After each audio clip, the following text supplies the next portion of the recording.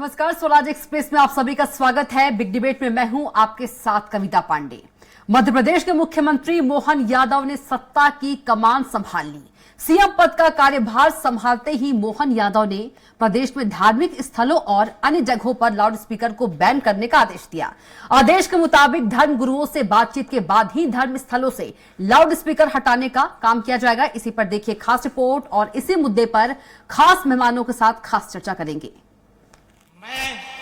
मैं डॉक्टर मोहन यादव ईश्वर की शपथ लेता हूं कि जो विषय मध्य प्रदेश राज्य के मुख्यमंत्री के रूप में मेरे विचार के लिए लाया जाएगा अथवा मुझे ज्ञात होगा, उसे किसी व्यक्ति या व्यक्तियों को तब के सिवाय जबकि ऐसे मंत्री के रूप में अपने कर्तव्यों के सम्यक निर्वहन के लिए ऐसा करना अपेक्षित हो, मैं प्रत्यक्ष अथवा अप्रत्यक्ष रूप से संसूचित या प्रकट नहीं करूंगा। शपथ ग्रहण के बाद नए नवेले सीएम मोहन यादव का आदेश सुर्खियों में है। सीएम की शपथ लेने के बाद सीएम मोहन यादव उज्जैन महाकाल के दरबार में पहुंचे और वहां से लौटने के बाद एक्शन में नजर आए। सीएम मोहन यादव ने वो फैसले लिए जिसकी कल्पना करना शायद ही मुमकिन नहीं था। सबसे बड़ी घोषणा लाउड स्पीकर को लेकर की गई है। मध्य प्रदेश में लाउड स्पीकर पर बैन लगा दिया गया है। इसके अलावा बिना लाइसेंस के खुले में मांस या अंडे की दुकान चलाने वालों के खिलाफ अभियान चलाने के भी दिशा निर्देश जारी किए गए हैं। हटाई जाएगी क्या मस्जिदों से लाउड स्पीकर हटाई जाएगी? सभी धार्मिक स्थल की बात मंदिर भी मस्जिद सब। हमने कहा कि धार्मिक स्थल पे अगर कोई इस सीमा का उल्लंघन करेगा सीमा तो उसके लिए कार्रवाई करेगी। सीएम की इस फैसले के बाद सियासत भी शुरू हुई है। प्रदेश सरकार के इस फैसले पर बीजेपी विधायक रामेश्वर शर्मा ने कांग्रेस विधायक आरिफ मसूद को चुनौती देते हुए कहा कि अगर दम है तो अब चलाकर दिखाए स्पीकर। सबको कानून के हिसाब से चलना होगा, यह हिंदुस्तान है। वहीं भोपाल से कांग्रेस विधायक आरिफ मसूद का कहना है कि लाउड स्पीकर पर पाबंदी नहीं लगाना चाहिए। आरिफ ने कहा जो सुप्रीम कोर्ट की गाइडलाइन है उसका पालन होना चाहिए। आरिफ मसूद में दम हो तो अब चला के दिखाओ,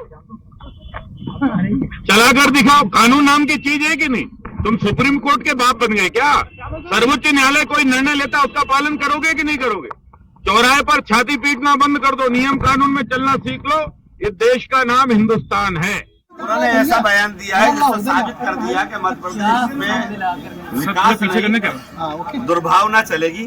बस यही एक चीज समझ में आती है, इसके अलावा कुछ नहीं। और आदेश कोई नया नहीं है। सुप्रीम कोर्ट की गाइडलाइन का मैंने भी अध्ययन करा है। सुप्रीम कोर्ट ने कहीं प्रतिबंध शब्द का इस्तेमाल नहीं किया। उसने यंत्रों में सीमित संख्या, सीमित आवाज के लिए कहा है। उसमें कोई बहुत बड़ा नया मुझे नहीं दिखता। ये केवल मध्य प्रदेश में भ्रम फैलाने का काम मुख्यमंत्री ने किया। बहरहाल मध्य प्रदेश के सीएम डॉक्टर मोहन यादव ने शपथ लेने के अगले दिन से ही सनातन के पथ पर चलना शुरू कर दिया है, तो वहीं सियासत का सिलसिला भी शुरू हो गया है। ऐसे में देखने वाली बात यह होगी कि आने वाले दिनों में सरकार के इस फैसले की बाद से सियासी फसाद क्या रूप लेता है और क्या वाकई बीजेपी सरकार का यह फैसला कट्टर हिंदुत्व के फैसले का एक शुरुआती उदाहरण है। सलमान खान, स्वराज एक्सप्रेस, भोपाल। तो रिपोर्ट देखिए आपने, और इसी मुद्दे पर हम ज्यादा चर्चा के लिए हमारे साथ जो खास मेहमान भी मौजूद हैं, कांग्रेस प्रवक्ता राम पांडे जी मौजूद हैं, बीजेपी प्रवक्ता वंदना त्रिपाठी जी हमारे साथ मौजूद हैं और राजनीतिक विश्लेषक के तौर पर आरके शुक्ला जी हमारे साथ मौजूद हैं। आप सभी का चर्चा में बहुत स्वागत है। सबसे पहले राम पांडे जी के पास चलेंगे। राम पांडे जी, नए मुख्यमंत्री के फैसले को आप किस तरह से देखते हैं? क्या स्वागत योग्य है? मंत्री से ज्यादा महत्वपूर्ण हमारे लिए देश के प्रधानमंत्री हैं नरेंद्र मोदी जी। उनका आदेश मुझे लगता है ज्यादा महत्वपूर्ण है। मध्य प्रदेश में आए थे, उन्होंने गारंटी दी थी कुछ, और उनको मोदी की गारंटी कहा था, और उन गारंटी पर सबसे पहले काम होना चाहिए। जैसे कि 3,000 रुपए प्रति महीना। राम पांडे जी, लेकिन मैंने सवाल किया है, आप उसका प्लीज जवाब दे दीजिए। जो हमारा मुद्दा है आज तो आप कह दीजिए कि नरेंद्र मोदी इंपॉर्टेंट नहीं है, वो इस देश के प्रधानमंत्री नहीं है, फिर आप बोल दीजिए।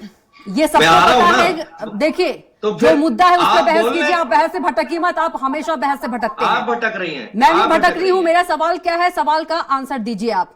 जो दो फैसले हैं, नौकर नहीं आप।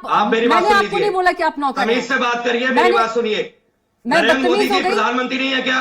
मैं बदतमीज हो प्रधानमंत्री की गई। आप बात बेइज्जती कर प्रदेश रही की हैं। हो रही है, बात मोदी जी की मुख्यमंत्री के बेइज्जती जो कर रही हैं। मुख्यमंत्री जो प्रधानमंत्री की फैसला आप बेइज्जती कर हमेशा रही हैं, शर्म बदतमीजी नहीं से आ बात रही करते आपको? हैं। प्रधानमंत्री की बेइज्जती कर रही हैं आप, शर्म नहीं आती आपको? मोदी जी का अपमान कर रही हैं आप, अच्छा। मोदी जी की गारंटी का अपमान कर रही हैं। अरे कुछ बात बोली जाती है, उसके पहले भूमिका बनाई जाती है। आप लोग गिद्ध की तरह टपक पड़ते हो। क्या प्रधानमंत्री ने कहा है 3,000 महीना लाडली को मिलना चाहिए तो नहीं मिलना चाहिए क्या?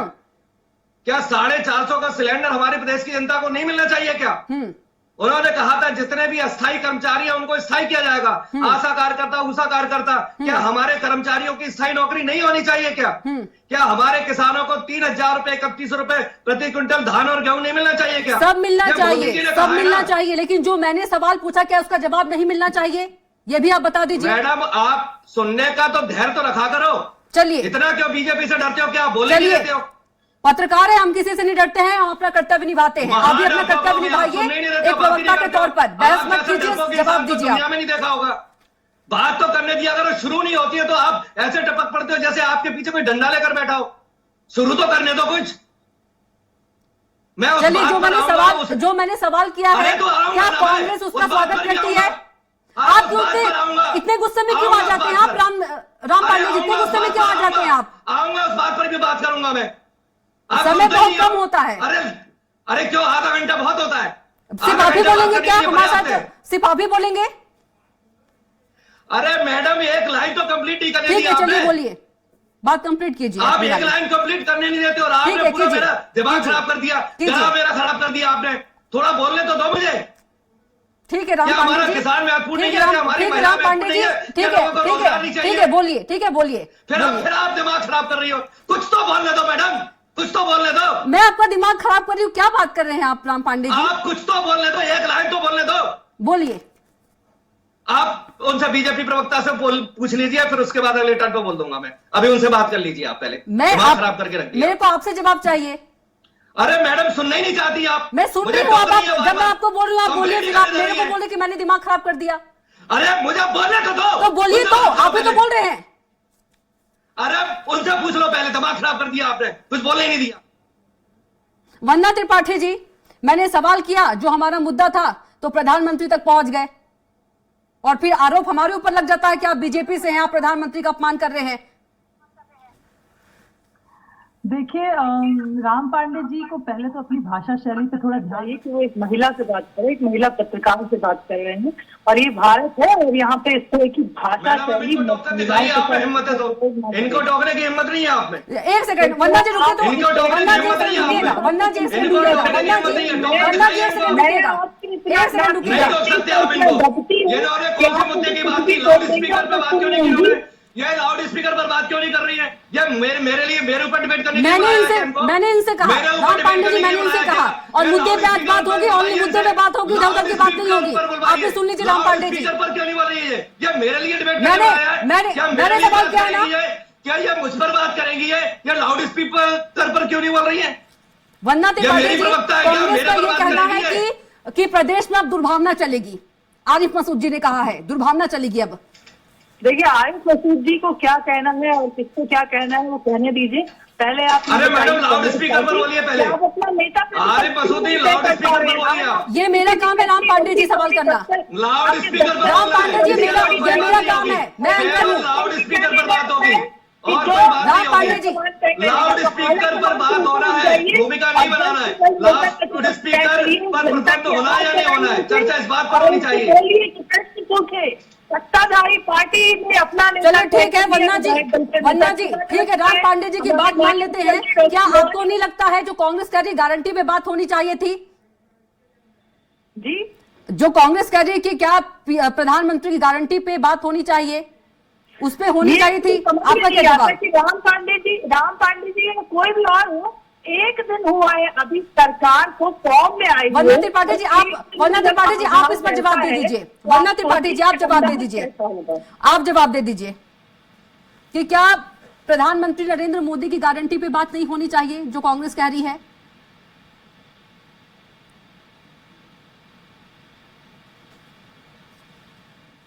वंदना जी आवाज पहुंच पा रही है आप तक? हाँ, जी जी। देखिए, आप देखिए कि जो हमारी नई सरकार का गठन हुआ है, कल ही हमारे माननीय मुख्यमंत्री जी ने पदभार संभाला और कल से ही किस तरह से वो फुल फॉर्म क्या मांस मछली पर रोक या धार्मिक स्थलों पर रोक इम्पोर्टेंट था? अंदाज कैसा होगा?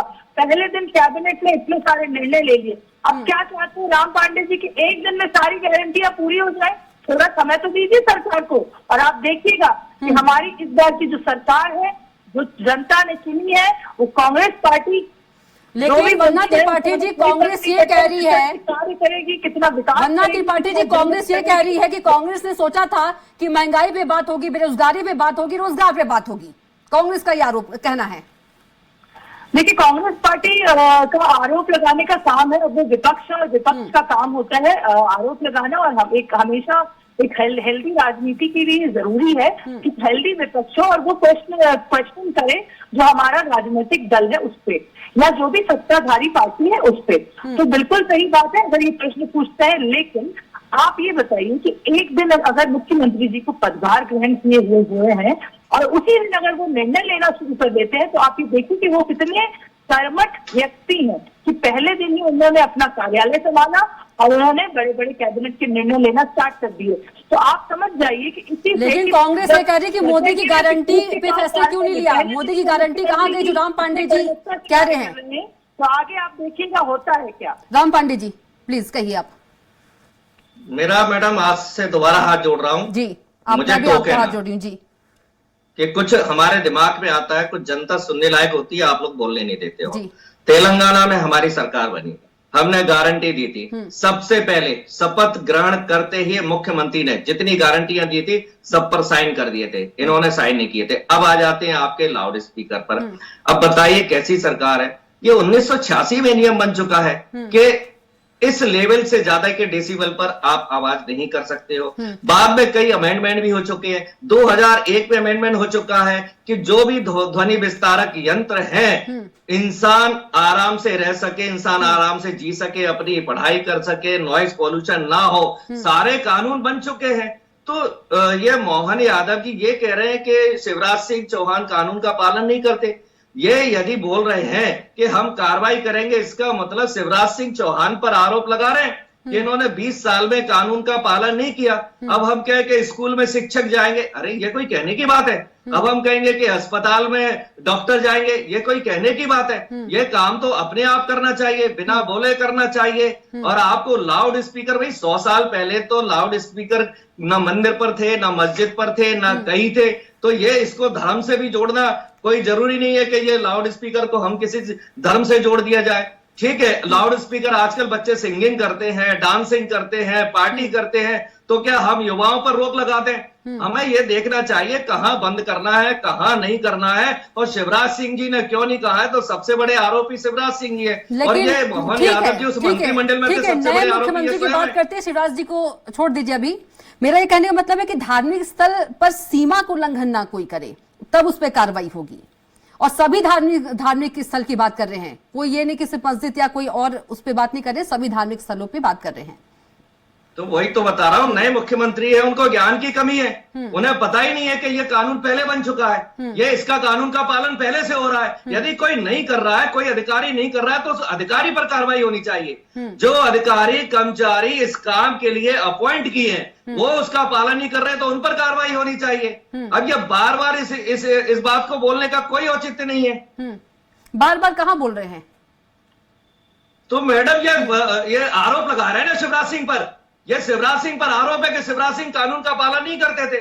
वो 20 साल हो मुख्यमंत्री ऐसे ही रहे, उनको कुछ आता जाता नहीं था। ये आरोप शिवराज सिंह जी के ऊपर है। ठीक है, ये किसी के ऊपर आर के शुक्ला जी भी हमारे साथ है राजनीतिक विश्लेषक के तौर पर। आर के शुक्ला जी क्या कुछ कहेंगे? आपने दोनों को सुना, वंदना त्रिपाठी जी को भी, राम पांडे जी को भी, और मोहन यादव जी ने जो फैसला सुनाया उसको भी आपने सुना। तीनों को क्या कुछ कहेंगे? ये कोई नया फैसला नहीं है, सुप्रीम कोर्ट के आदेश हैं, पूरे भारत में एक समान सभी पे लागू होते हैं। तो उसी तारतम्य में हमारे प्रदेश पे भी लागू होते हैं। तो मैं इसको नया फैसला नहीं मानता। और अगर फिर भी मुख्यमंत्री महोदय अगर इस फैसले को कड़ाई पूर्वक लागू करवाना चाहते हैं तो उनके फैसले का स्वागत होना चाहिए। लेकिन निश्चित ही रूप से मुख्यमंत्री महोदय को अपनी पीसी में प्रेस कॉन्फ्रेंस में ये घोषणा करना चाहिए थी कि जो उनकी घोषणा पत्र में लाडली बहनों को 3,000 रुपए तक देने का वादा किया गया था, अगर वो 1250 से उठा के 3,000 की घोषणा अपनी पहली पीसी में करते तो कहीं जाना बीजेपी को लाभ होता। लेकिन चूंकि वो भी उन्होंने उस नियम को जो पहले से लागू है, सुप्रीम कोर्ट की गाइडलाइन है, उसको कठोरता पूर्वक तरीके से लागू करने की बात कह रहे हैं, तो उसका भी स्वागत किया जाना चाहिए और कांग्रेस पार्टी को भी उसको प्रत्यक्ष रूप से आगे स्वागत करने चाहिए। और साथ साथ में उनको जो उन्हें घोषणाएं करी गई हैं, लाडली बहना है, 450 का गैस सिलेंडर है, रोजगार पे है, प्रत्येक परिवार के एक सदस्य को नौकरी देने का वादा है, ये वादे लेके मीडिया में या जनता के बीच में आना चाहिए ताकि जनता को भी इस चीज का एहसास हो कि कांग्रेस पार्टी अपना कर्तव्य निभा रही है, ना कि जो उन्होंने एक अच्छा नियम है जो पहले से लागू था उसको कठोरता से लागू करने की बात कही है, उसका विरोध कांग्रेस पार्टी को नहीं करना चाहिए। वंदना त्रिपाठी जी, जी क्या कुछ आपकी प्रतिक्रिया राम पांडे जी की? देखिए, जो ये लाउड स्पीकर के विषय में कह रहे हैं, तो लाउड स्पीकर का भले ही निर्णय पहले से था, लेकिन मध्य प्रदेश में अगर उसको कठोरता के साथ लागू कराने के लिए बोला जा रहा है तो इसमें न तो किसी को हानि पहुंचाई जा रही है, ना ही ये कोई सांप्रदायिक बात है। ये सारे धर्म स्थलों के लिए अप्लाइड है, चाहे वो हिंदू मुस्लिम किसी के भी धर्म स्थल हो। दूसरी चीज ये कि मांस मछली खुले में नहीं बिकेगी और उस वहां पे तख्तियां लगानी पड़ेगी। तो ये सब चीजें देखिए स्वच्छता के लिए की जा रही हैं, स्वच्छ बना रहे हमारा। लेकिन कांग्रेस कह रही है कि इसमें नया क्या है, नया क्या है? और तेंदुपत्ता की बात नहीं करते, जिसमें प्रति बोरा जो उसकी कीमत है वो बढ़ा दी गई, उसका उस पे जो प्रति बोरा हम पैसा देते थे उसको बढ़ा दिया गया है। तो ये सब चीजें कांग्रेस पार्टी हमेशा वो मुद्दा उछालती है जो वो जानती है कि उनके फायदे का है, लेकिन वो ये नहीं देखती कि अगर कोई पहले दिन का मुख्यमंत्री इतने सारे निर्णय पहले दिन में ले रहे हैं, कल शाम को उन्होंने कार्यभार संभाला है, कल सुबह उन्होंने शपथ ली है, तो आप थोड़ा समय तो दीजिए उस व्यक्ति को। और अवश्य मोदी जी की गारंटियां हो, चाहे हमारे संकल्प पत्र की गारंटियां हो, सारी गारंटियां पूरी होंगी और ये होंगी, इसका वादा हम पहले भी करते रहे हैं और गारंटी हम हमेशा लेते हैं। और आज भी मैं कह रही हूँ कि सारी गारंटियां पूरी होगी, क्योंकि मध्य प्रदेश में जब से भारतीय जनता पार्टी की सरकार है हमने जो कहा वो किया। ठीक है, 18 साल में मध्य प्रदेश का विकास। राम पांडे जी थोड़ा सा समय दीजिए, सारी गारंटी जो है वो पूरी होंगी, थोड़ा सा समय दीजिए। बिल्कुल अभी जी बिल्कुल 15 लाख भी आ गए, 2 करोड़ रोजगार भी मिल गए, सबको पता है कितनी गारंटी होंगी। 22,000 गारंटी अभी शिवराज जी की ठंडे बस्ते में पड़ी है। और सबसे बड़ी बात, ये मोहन यादव जी उज्जैन से हैं, महाकाल मंदिर है, तो वहां सबसे पहले मांस मदिरा पर प्रतिबंध लगाना चाहिए। महाकाल आज हुई है कार्रवाई हुई है राम पांडे जी, कार्रवाई हुई है, आप देखिए, शायद आपने देखा नहीं है, कार्रवाई अच्छा, मतलब मांस और मदिरा वहां नहीं मिलता है उज्जैन में, वहां टोटल बिक्री बंद हो चुकी है। कार्रवाई हुई है, मांस नहीं खाया जाता है। कार्रवाई, आपने कार्रवाई की बात की ना। एक दिन में सब वंदना जी मुझे बोलने दीजिए, वंदना जी मुझे बोलने दीजिए, कुछ तो बोलने देते ही नहीं आप। तो फिर अगर मेरे पास कुछ सही इन्फॉर्मेशन है तो मैं तो आपसे साझा करूंगी ना। हिंदू धर्म में न मांस खाया जाता है न शराब पी जाती है, दोनों पर परमानेंट प्रतिबंध क्यों नहीं लगाया जाता है? क्या गाय भैंस भेड़ बकरी को खाना अच्छी बात है क्या मुर्गे को काटना अच्छी बात है ना? क्यों खून बहाया जाता है? किसी को भी नहीं काटना चाहिए, किसी को भी नहीं मारना चाहिए, खुले में क्या बंद में भी नहीं बिकना चाहिए। मांस पर टोटल प्रतिबंध लगना चाहिए। क्या दारू पी के कोई अच्छे काम करता है क्या?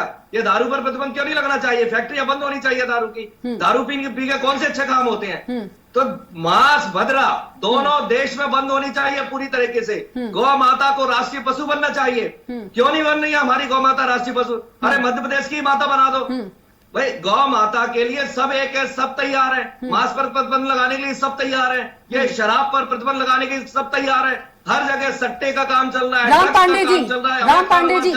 पांडे जी, क्या आपकी सरकार मध्य प्रदेश में या कभी पूरे देश में बन जाती है तो जो आप बात बोल रहे हैं ये बात पे आप खरी उतरेंगे, प्रतिबंध लगाएंगे? जी कब बन रही है, किस तारीख को बन रही है मुझे बता दीजिए। आगे की बात मैं कर रही हूँ, जो आप अभी कह रहे हैं छत्तीसगढ़ में सरकार थी, छत्तीसगढ़ में कांग्रेस की सरकार थी, छत्तीसगढ़ में कांग्रेस सरकार थी, क्या किया आप लोगों ने? शराब बनने के बाद मुझे क्या किया? बोलना बहुत आसान है। आप मांस की विरोधी है क्या? आप चाहती है गाय कटे? आप चाहती है बकरे कट्टे चाहिए? मैं जो आपसे सवाल पूछ रही हूँ आप उसका जवाब दीजिए। आप गाय काटने का समर्थन कर रही हैं। आप कैसे आप बकरों को काटने आप का क्या समर्थन बोल रहे हैं, कर रही आपको पता है? आप दारू पीने वालों को समर्थन कर रही हैं। आप चाहती है लोग बेबड़े हो जाएं। आप चाहती है लोग दारू पी के नालियों में पड़े रहे। मेरा सवाल आपसे है कि छत्तीसगढ़ में कांग्रेस की सरकार थी, शराबबंदी के बाद कही गई थी, शराबबंदी क्यों नहीं हुई? मेरा सवाल ये है आपसे, आप बिल्कुल अलग जा रहे हैं। मेरा सवाल ये है, आप शराबबंदी के बाद राम पांडे जी सवाल मेरा सुन लीजिए।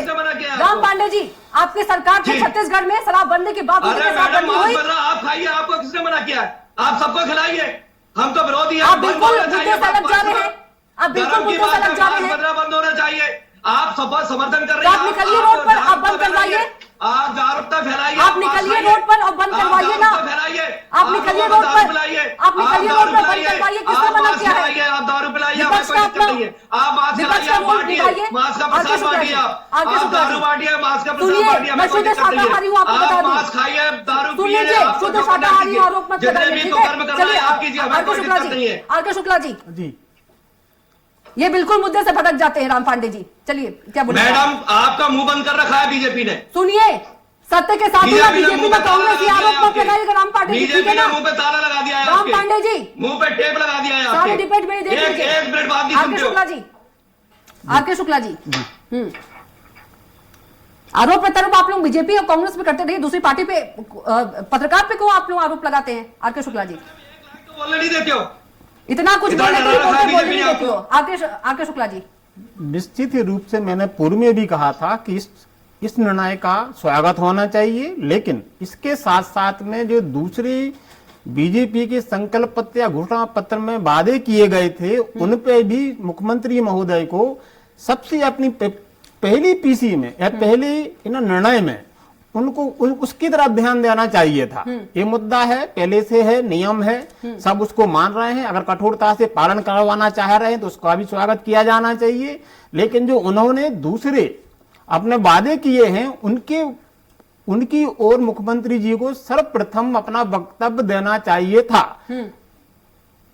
जी, वंदना त्रिपाठी जी, आरके शुक्ला ने जो कुछ कहा उसको प्रतिक्रिया दे दीजिए अपनी। जी, आरके शुक्ला जी को सुना आपने, उससे प्रतिक्रिया आपने दे दीजिए। राम पांडे जी का कहना यह है कि शराबबंदी पूर्ण रूप से बंद कर दिया जाए। कल अपना ऑफिस रिज्यूम करा है, आप उन्हें समय दीजिए, हर विषय पे चर्चा होगी, हर गारंटी पूरी की जाएगी। 15 लाख रुपए कहाँ गए? राम पांडे जी कह रहे हैं। वंदना जी, मैंने आपकी बात रखी। वंदना जी, मैंने आपकी बात रखी कि समय तो दीजिए, 2 दिन तो हुआ है मुख्यमंत्री बने हुए, कह रहे हैं कि 15 लाख कहाँ गए? मुझे ये समझ में नहीं आता कि 15 लाख के पीछे क्यों पड़े रहते हैं, और जो ये विकास हुआ है उसके विषय में क्यों नहीं बताते हैं? जनता की जो इकोनॉमी बढ़ी है, अपनी इकोनॉमी अपग्रेड हुई है, उसके विषय में क्यों नहीं बताते हैं? पर कैपिटा इनकम बढ़ी है, उसके विषय में क्यों नहीं बताते हैं? ये जीडीपी की बात क्यों नहीं करते हैं? ये राम पांडे जी इन सब विषयों पे क्यों बात नहीं करते हैं? मध्य प्रदेश जब राम पांडे जी बोलिए, कुछ मुद्दे पे ही बोलिएगा। राम पांडे जी, इसी मुद्दे पर मुझे जवाब चाहिए। जी, आपने अर्थव्यवस्था का कितना बुरा हाल कर रखा है। 52 लाख करोड़ कर्जा था पिछले 70 साल में, आपने 10 साल में उसको 155 लाख करोड़ कर दिया। यदि हम केंद्र के हिसाब से जाए तो 1 लाख रुपए प्रति व्यक्ति आपने कर्जा बढ़ा दिया है। मध्य प्रदेश की शिवराज सरकार ने 23,000 करोड़ से 4 लाख करोड़ कर दिया है। 50,000 रुपए प्रति व्यक्ति कर्जा बढ़ा दिया है। 80 करोड़ आपने बीपीएल बना दिए, और आप कहते हैं हमारी अर्थव्यवस्था मजबूत हो रही है। प्रति व्यक्ति आय हमारी बांग्लादेश से भी कम है। दोबारा सुन लीजिए, प्रति व्यक्ति आय हमारी बांग्लादेश से भी कम है। प्रति व्यक्ति आय में हम बांग्लादेश से भी पीछे जा चुके हैं। हम दुनिया के 100 देशों में भी हमारा नंबर नहीं है प्रति व्यक्ति आय में, और आप यहाँ अर्थव्यवस्था पर ज्ञान बांट रहे हैं। केवल 1-2 आदमी के पास पूरा पैसा जा रहा है और बाकी सारे हिंदुस्तान के लोग बीपीएल होते जा रहे हैं। क्यों नहीं सुधार ली थी आपने? जी मैडम, जब आप लोगों ने राज किया तब अर्थव्यवस्था क्यों नहीं सुधार ली? मध्य प्रदेश में सड़क, पानी, बिजली जैसी मूलभूत सुविधाएं क्यों नहीं दी आप लोगों ने? अरे मैडम, अभी मोतीलाल नेहरू स्टेडियम में शपथ ग्रहण लिया मुख्यमंत्री ने। मोतीलाल नेहरू स्टेडियम किसने बनवाया? हमारा तो प्रमाण आप जहां शपथ ग्रहण करते हो वही दे देता है। मोतीलाल नेहरू स्टेडियम अपने आप में ये बताता है कि कांग्रेस ने कितने काम किए। मैडम जिस स्कूल में आप पढ़ी हैं वो स्कूल देख लेना किसने बनाया है। जिस स्कूल और कॉलेज में आपके पिताजी पढ़े हैं वो स्कूल और कॉलेज किसने बनाया है। जिस अस्पताल में आपका जन्म हुआ है उस अस्पताल के बारे में पता करना कि वो अस्पताल किसने बनाया है। जिन खेतों में जिस बांध से पानी आ रहा है वो डैम किसने बनाए हैं, वो नहर किसने बनाई है, ये पता कर लेना। जो आपके पिताजी ने पढ़ाई की है वो किस रोशनी में पढ़ाई है, वो कौन सी बिजली उनकी आती थी, क्या वो बिजली अमेरिका से आती थी या हिंदुस्तान की बिजली में उन्होंने पढ़ाई की है। आपके वन्ना जी 70 साल का हिसाब दे दिया राम पांडे जी ने। बिजली वन्ना जी राम पांडे जी, वन्ना जी 70 साल का हिसाब दे दिया है राम पांडे जी ने, उन्होंने क्या क्या किया है। आरके शुक्ला जी देखिए, दोनों ही राजनीतिक पार्टियां अपने अपने हिसाब से इस जो इन्हें निर्णय हुआ उसका आकलन कर रही हैं, लेकिन अगर राजनीतिक पार्टियां अपना लाभ देखती हैं तो प्रदेश की जनता और प्रदेश के मतदाताओं को भी अपना लाभान्वित या लाभ देखने का पूरा अधिकार है। और उसकी तरफ पहला कर्तव्य सत्ताधारी पार्टी का है, भारतीय जनता पार्टी का है, कि वो जनता के हित में जो उन्होंने घोषणाएं करी हैं उनका आगे लागू करें, क्रियान्वित करें। मुख्यमंत्री महोदय उस पर अपना पहला वक्तव्य दें। दूसरी तरफ कांग्रेस पार्टी को चाहिए कि अगर भारतीय जनता पार्टी की सरकार कोई अच्छे निर्णय ले रही है तो उसका दिल खोल के स्वागत करें, और जो निर्णय वो नहीं गलत ले रहे हैं उसका उतनी ही ताकत से रोड पे, सदन में और सदन के बाहर पूर्ण रूप से उसका विरोध भी करें। और यही एक जो प्रतिपक्ष पार्टी का कर्तव्य है, और सत्ताधारी पार्टी का कर्तव्य है कि हमारे प्रदेश को निश्चित रूप से आज इतना उधार हो चुका है कि उसी की ब्याज में ही हमारी जो इनकम है वो अधिकांश भाग उसमें जाने वाला है जी। और जब तक मध्य प्रदेश की सरकार इस ओर ध्यान नहीं देगी, जब तक जनता का किसी प्रकार से डायरेक्ट लाभ नहीं होने वाला। ठीक है, समय की कमी है इसलिए आप तीनों से माफी चाहती हूँ क्योंकि यहीं पर डिबेट को खत्म करना पड़ेगा। राम पांडे जी आपका भी बहुत धन्यवाद, वंदना त्रिपाठी जी आपका भी बहुत धन्यवाद, और आरके शुक्ला जी आपका भी बहुत धन्यवाद। तो फिलहाल के लिए बिग डिबेट में इतना ही। आप देखते रहिए स्वराज एक्सप्रेस। नमस्कार।